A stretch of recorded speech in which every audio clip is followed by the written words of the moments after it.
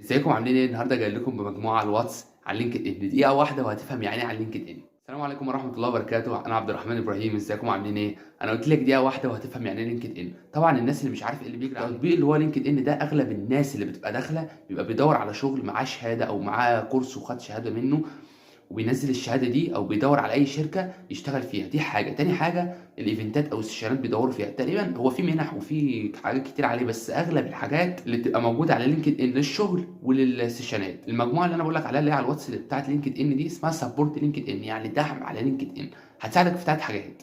طبعا هي في حاجات كتير هتساعدك فيها، ولكن هم البيزك 3 حاجات. اول حاجه تبادل النصائح والتعليمات على مشاريع بعضنا. يعني ايه؟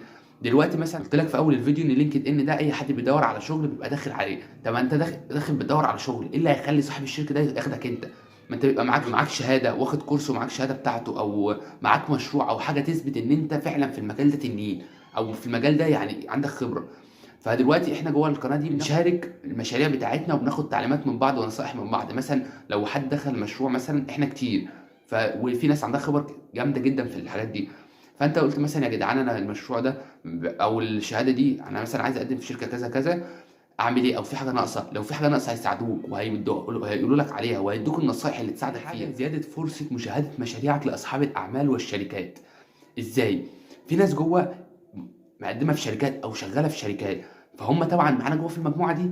فانت لما تنزل ويلاقي ان ده صح، او يقول لك على حاجه وانت عملتها مثلا ولا المشروع بتاعك اكتمل، طب ما هو بالطريقه دي هو شغال في شركه ويعرف ناس كتيره، فالمشروع بتاعك ده في ناس كتيره. اصلا اغلب الشركات دلوقتي بتدور على ناس، محتاجين ناس كتيره.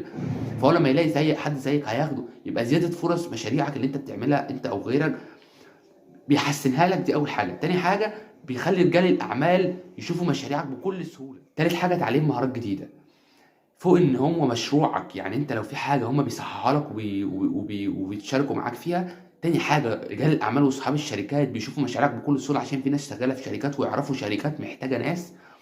تالت حاجه تعلم مهارات. فوق كل ده هم بينزلوا منح في جميع المجالات كتيره جدا، وسيشنات وايفنتات وفرص كتيره جدا جوه القناه دي. طبعا هي مجانا. مجموعه على الواتس اسمها سبورت لينكد ان، يعني بتساعدك انك تعرض مشاريعك وتعلم مهارات وتديك منح على لينكد ان. هي اسمها سبورت لينكد ان. هسيب اللينك بتاعها في الوصف، والحق وخش لو انت بتدور على شغل، لو انت عندك مشروع يعني عايز تحسن منه، لو انت عايز تتعلم مهارات، ان شاء الله القناه دي